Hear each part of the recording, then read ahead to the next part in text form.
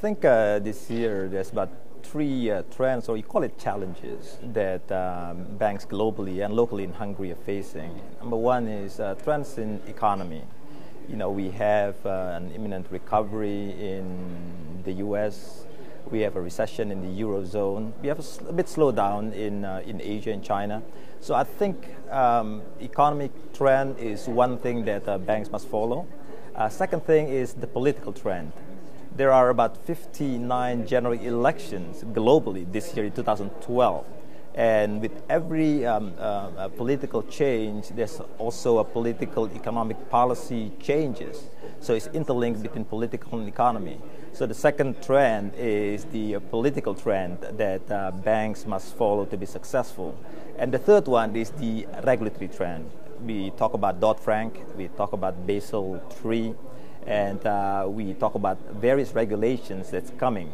And fortunately or unfortunately, some of these three, which is economic, political, and regulatory trends, sometimes don't come simultaneously or don't come in respective order. So I think banks will need to navigate through these three trends to be successful, be it in Hungary or be it globally. We started, I think, the crisis in Hungary, started in 2008, and I think it's very important to have a sense of crisis, a sense of urgency in managing the business, how to de-risk the portfolio, how to contain the risk. So there are controllable risks, there's uncontrollable risk. So first is look at the risk mitigations in the business. It's very important, whether it's risk in the corporate sector or risk in the retail sector or the risk in the commercial, SME and MME sector. Second is look at the cost, be more efficient and be more agile in the business model. The third one is liquidity. It's very, very important. Look at the liquidity profile, the loan-to-deposit ratio of the franchise and the business. The fourth one, of course, as we grow the top line on the revenue, do it, with, a context of risk in mind. Cannot take excessive risk, cannot take, too much conservative risk, because we are in the business of risk. The thing is how to manage the risk. And finally is innovation.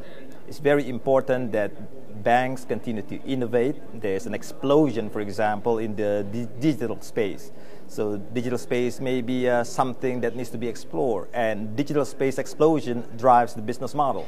So be it a business model in corporate banking, be it a business model in retail banking, again, banks must be agile. So those are the things that I think is very key to make Citi profitable in 2011. I think financial transaction tax is not something new. This has been, spoken in the media in the past year, I think. It is the nature of the financial transaction tax and the size and its implication to economic growth. And be it, a cap or without cap, or will that be passed to the banks, or can that be passed to the clients, be it a retail clients or corporate clients? I think the key is not to dampen economic growth in Hungary. Hungary only grew about 1.7% last year. It is forecast to be no growth or slightly, below 0%, which is not good.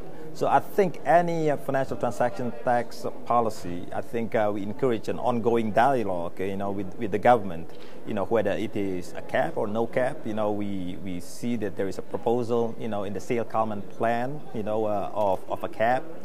There's a dialogue, cap of no cap.